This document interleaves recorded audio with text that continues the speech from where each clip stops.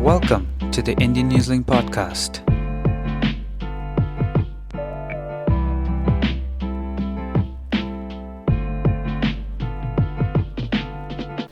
Bulavinaka, Kia ora,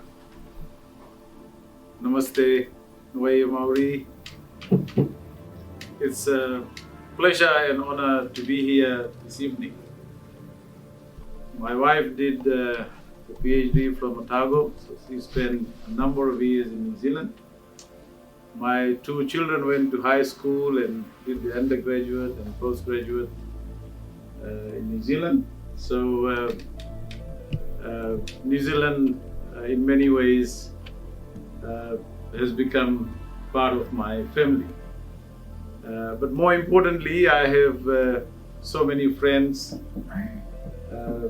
Professor David Roby from the former University of the South Pacific, head of journalism, and many familiar friends here. I don't want to name all of them. Rachel is right. I was invited to speak at the annual Rutuman Day or Rutuma Day. And one of the things that I said at that meeting was how communities make up our society, how communities make up a nation.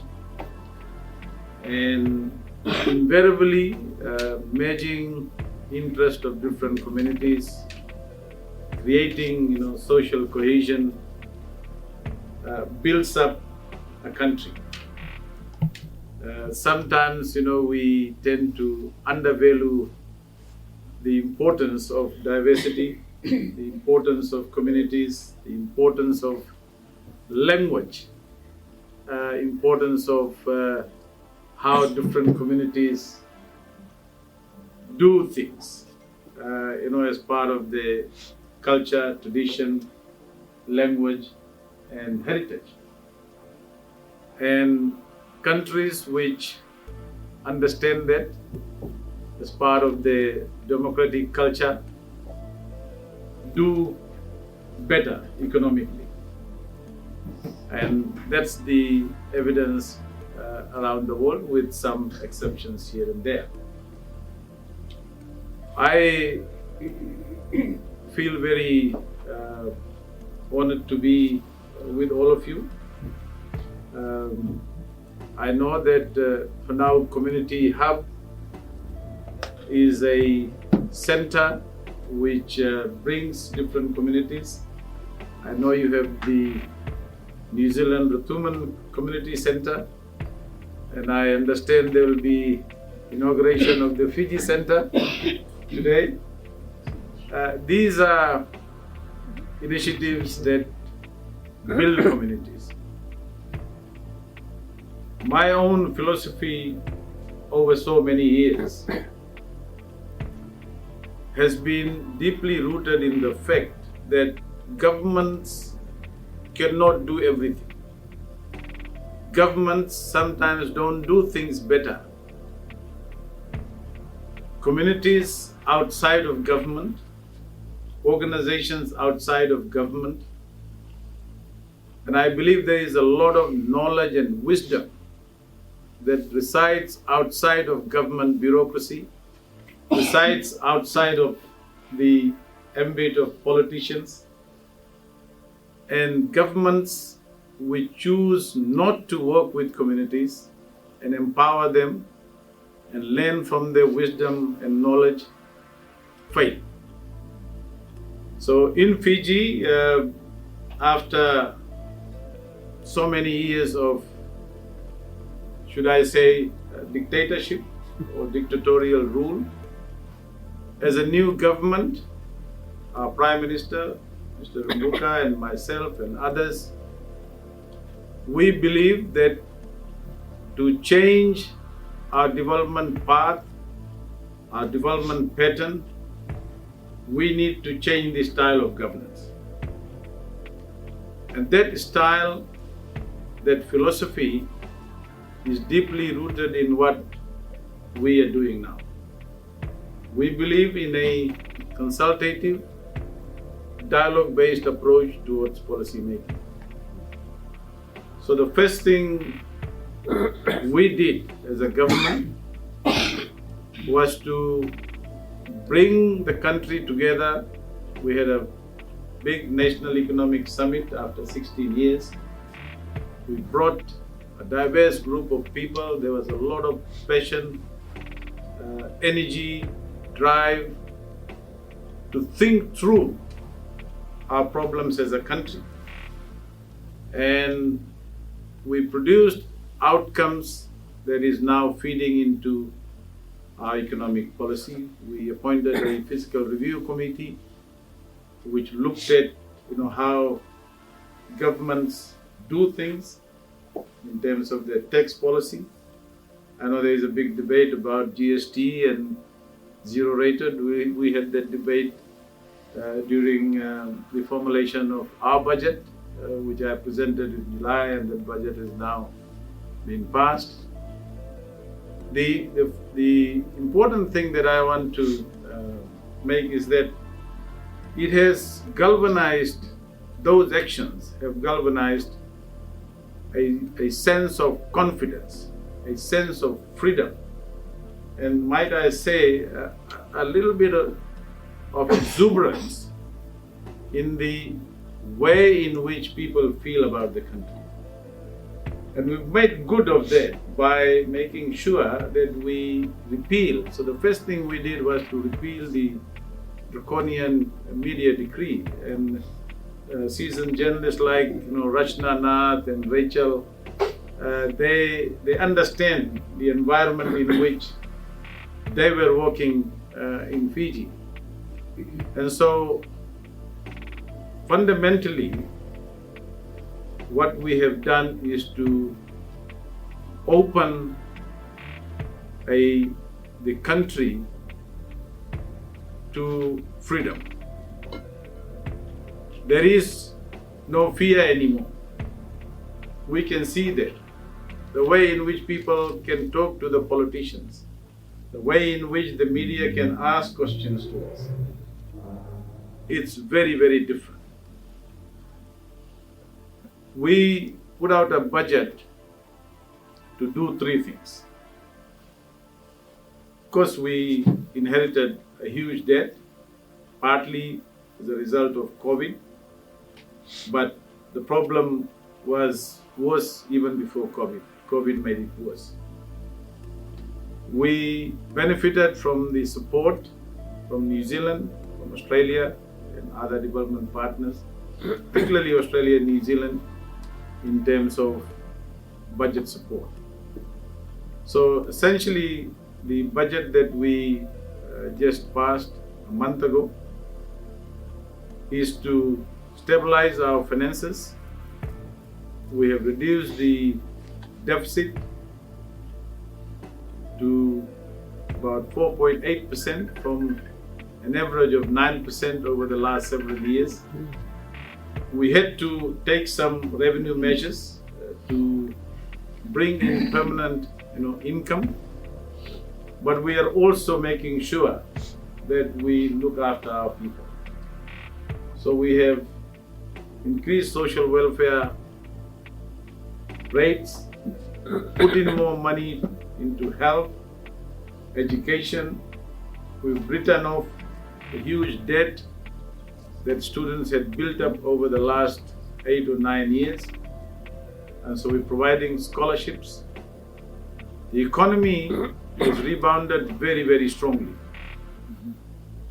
We have just revised our growth rate from about 6% to a conservative 8%. In fact, we might go higher than that.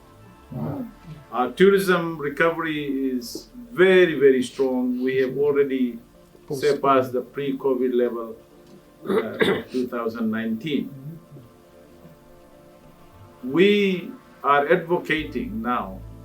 In my last speech at the University of the South Pacific during the Forum Economic Ministers meeting, which was held 2 weeks ago, and for the first time on the agenda was this deep meaningful regional integration. Of course, we understand the imperatives of labour shortage in Australia and New Zealand. We have a huge inflow of remittances as well, surpassing $1 billion last year. We expect about 1.2, 1.3 billion this year, keeping our consumption very, very strong. And the other point that I want to make, which would be of interest to many of you, is the level of international engagement since the new government came in has been very, very strong. Of course, as a government, we have said very clearly that we want to re-engage more meaningfully, deeply with our traditional partners who believe in democracy, the rule of law, human rights, transparency, accountability on level, whether it's with the US, whether it's with India, Australia, New Zealand, the Indo-Pacific strategy, the Quad group. There is heightened interest in what Fiji does, what Fiji says. Of course, there are always controversies. Governments don't always do everything right. And as a government, we have said that when we make mistakes, we will say so. Because that's what helps democracy. That's what strengthens democracy. And so there is. I know I'm painting a very rosy picture. It is a rosy picture. It's a reality I'm talking about. Notwithstanding that, we have some serious problems.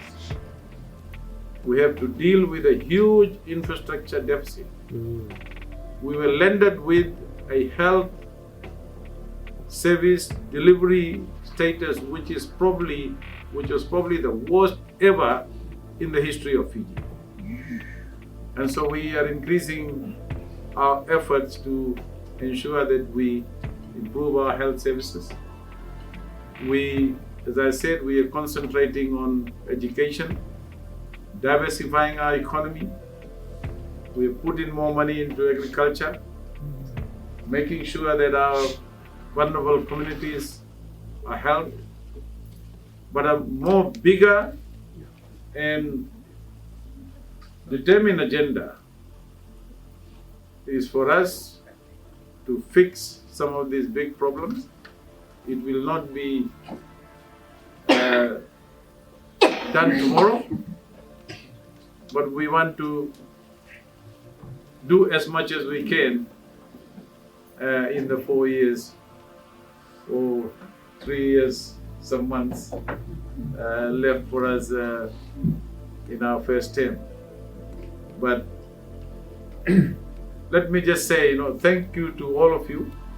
I can't help but keep thanking our people, our diaspora, our friends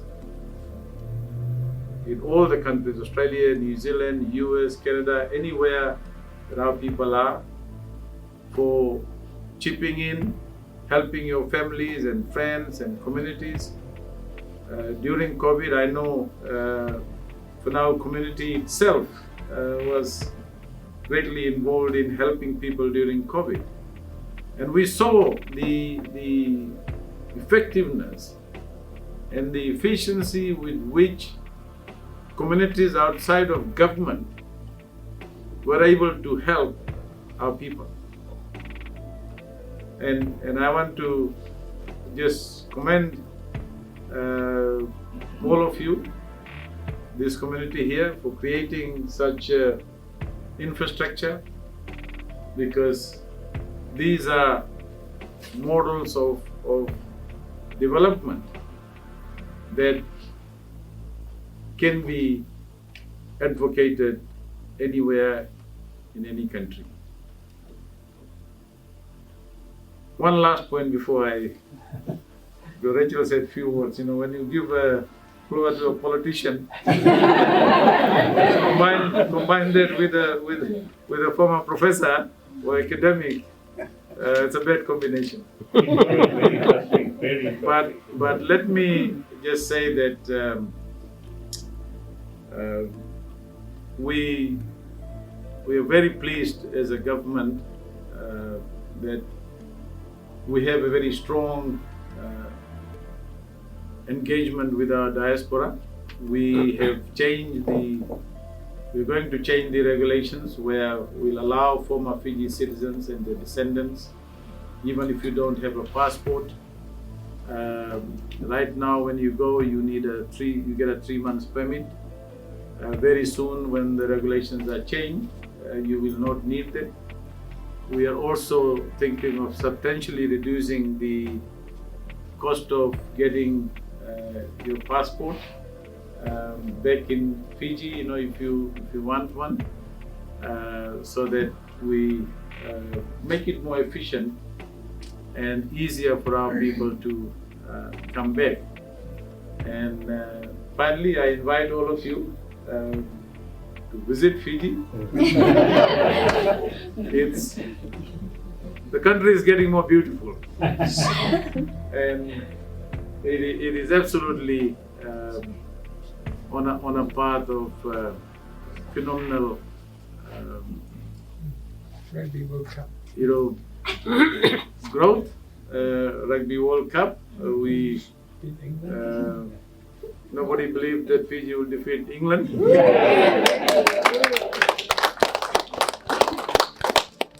And we are anticipating a path to the ultimate. But thank you, Nava Levu, and it's great to be here and to see all of you. As I said, I am here to speak at the Fiji New Zealand Business Council.